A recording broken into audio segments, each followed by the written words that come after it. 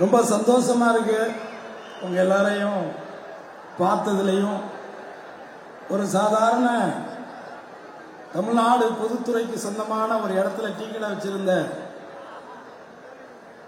சேர்த்தவருக்கு மகனாக பிறந்த என்னை சின்ன வயசுல தஞ்சாவூர்ல கூட்டம் நடக்கும் பொழுது கரகரன்னு பேசுறாரு, அவர் தாண்டா டாக்டர் கலைஞர்னு எனக்கு எங்க அப்பா தோல்ல தூக்கி வச்சு காட்டின அந்த பொன்னான ஒரு தலைவருடைய 75வது ஆண்டு பொன்விழாவினுடைய ஆண்டில் இப்பேற்பட்ட மிகச்சிறந்த தலைவர்கள் எல்லாம் இருக்கக்கூடிய இந்த அருமையான மேடையில் இங்க இருக்கக்கூடிய சட்டமன்ற பாராளுமன்ற உறுப்பினர்களை கடந்து இந்த திராவிட முன்னேற்ற கழகத்தினுடைய ஆணி வேராக இருக்கக்கூடிய தொண்டர்களுக்கு மத்தியிலே கருணாநிதி என்ற இயற்பெயரை நான் சென்னையிலே வாழ்வதற்காக கருணாஸ் என்று மாற்றிக்கொண்டவன் என்ற அடிப்படையில் ஒட்டுமொத்தமாகவே நான் ஒரு திராவிட பாரம்பரியத்திலே வளர்ந்தவன் என்கின்ற உண்மையோடும் உறுதியோடும் தேசிய வாழ்வே தெய்வீக வாழ்வே என்று வாழ்ந்து இன்றைக்கும் கோடான கோடி மக்களுடைய உள்ளங்களிலே வாழ்ந்து கொண்டிருக்கும் என் தெய்வ திருமகன் பசுமன் முத்துராமலிங்க தேவரை வணங்கி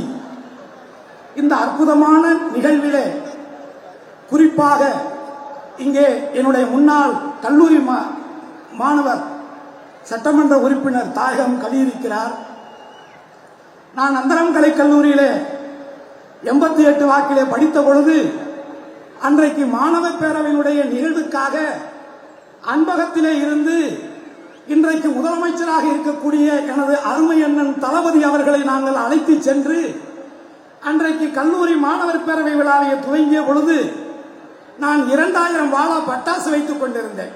அந்த பட்டாசை பத்த வைக்கலாங்கிற பொழுது பிரின்சிபல் வந்து அதை புடிக்கிட்டு போயிட்டார். புடிக்கிட்டு இப்படி கையில பின்னாடி வச்சுக்கிட்டு நின்னார். தளபதி வந்துட்டாரு, பயணிகள்லாம் கரகோசம் அப்படியே டப்பு குப்புன்னு அடிச்சு கிடிச்சு மேல கூட்டிட்டு போகும்பொழுது நான் பின்னாடி போயிட்டு பிரின்சிபல் வச்சிருந்ததெல்லாம் கொளுத்தி விட்டேன். டப்பு டப்பு டப்புன்னு வெடிச்சது தூக்கி போயிட்டார். அடுத்த நாள் எனக்கு டிசியை கொடுத்துட்டாங்க, அது வேற. அதுக்கப்புறம் ஒரு வருஷம் கழிச்சு ஊருக்கு போயிட்டு மறுபடியும் வந்துதான் நான் மாநில கல்லூரியில தமிழ் இலக்கியம் எடுத்து படித்தேன். ஆக அதையும் கடந்து 91ல் தளபதி அவர்கள் 1000 விளக்கு தொகுதியிலே போட்டியிட்ட பொழுது எனக்கு ஒரு ஜீப்பு, ஒரு டிரைவரு, எனக்கான சம்பளம், எனக்கான பிரியாணி எல்லாம் கொடுத்து அந்த தேர்தல் ஆரம்பிச்சதுலேருந்து இறுதி வரைக்கும், அப்பத்தான் ராஜீவ்காந்தி இறந்தது உங்க எல்லாருக்கும் தெரியும், காமராஜர் அரங்கத்துக்கு ஏற்ற மாதிரிக்கிற ஒரு ஏரியாவில் மைக்க பிடிச்சு வந்து கொண்டிருக்கிறார் உங்கள் அருமை வேட்பாளர், அன்பு வேட்பாளர் அண்ணன் தளபதி அவர்கள் வந்து கொண்டிருக்கிறார் சொல்லும் போதே சரசரன்னு கண்டு வருது இருட்டுக்கல. ஏன்னா என்னன்னே தெரியல, ஏன்னா இங்க அது ஒரு துயரம் நடந்துருச்சு. அந்த தருணத்தில் எகிரி குதிச்சு செல்லா மேரிஸ் காலேஜுக்குள்ள குதிச்சு தப்பிச்சு உயிர் உழைச்சு நான் வந்து எங்கே போனேன்னா பழைய எம்எல்ஏ ஹாஸ்டலுக்கு போனேன். ஆக ஏதோ ஒரு சக்தி, ஏதோ ஒரு உண்மை, ஏதோ ஒரு நேர்மை இந்த இயக்கத்தின் மீது அன்பு மாறாமல் உறுதியான பற்றுள்ளவர்களுடைய பாரம்பரியத்திலே வந்தவன் என்ற அடிப்படையிலே தான் எல்லாம் வல்ல இறைவன் என்னை இந்த இடத்திலே அமர்த்தி இருக்கிறார் என்று நான் உறுதியாக நம்புகிறேன்.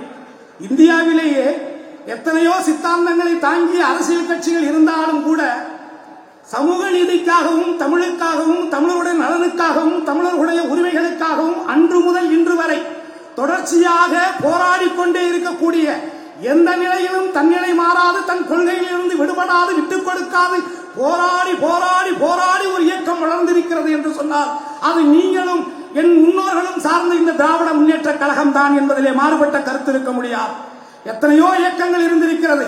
ஆனால் வெள்ளி விழா கொண்டாடிய பொழுது ஒரு இயக்கம், அதே திராவிட முன்னேற்ற கழகம் இன்றைக்கு ஆட்சியிலே இருந்தது. அதே போல் பொன்விழா கொண்டாடிய பொழுது இதே திராவிட முன்னேற்ற கழகம் அன்றைக்கும் ஆட்சியிலே இருந்தது. இன்றைக்கு பவள விழா கொண்டாடி கொண்டிருக்கிறது. இன்றைக்கும் இந்த திராவிட முன்னேற்ற கழகம் ஆட்சியிலே இருக்கிறது. வரக்கூடிய காலத்திலே 100 ஆண்டுகளுக்கான விழாவையும் கொண்டாடும். அன்றைக்கும் இந்த திராவிட முன்னேற்ற கழகம் ஆட்சியில் இருக்கும். இதிலே ஒரு ட்விஸ்ட் என்று சொன்னால் அன்றைக்கு என் அருமை சகோதரர் உதயநிதி ஸ்டாலின் அவர்கள் முதல்வராக இருப்பார் என்பதை நான் உறுதியிட்டு சொல்லுகிறேன். எந்த ஒரு சக்திகளாலும் இது முழுக்க முழுக்க தொண்டர்களுடைய ஆணி வேராக இருக்கக்கூடிய ஒரு இயக்கம். இந்த இயக்கத்திற்கு மத ரீதியான அமைப்புகளாலும் சக்திகளாலும் சிறு சிறு சலசலப்பு வருமே தவிர யார் ஒருவராலும் இந்த இயக்கத்தினுடைய ஆணி வேர்களை அசைக்கவே முடியாது என்பதை அறுதியிட்டு இந்த இடத்தில் நான் உறுதியாக சொல்கிறேன். ஆகவே 1967 பேரறிஞர் அண்ணா அவர்கள் முதலமைச்சராக பதவியேற்ற பொழுது அந்த பதவியை அன்றைய தற்காலிக சபாநாயகராக பொறுப்பேற்றுக் கொடுத்தவர் எங்கள் முன்னோர் மூக்கையா தேவர் அவர்கள் என்பதை யாரும் மறந்துவிட முடியாது.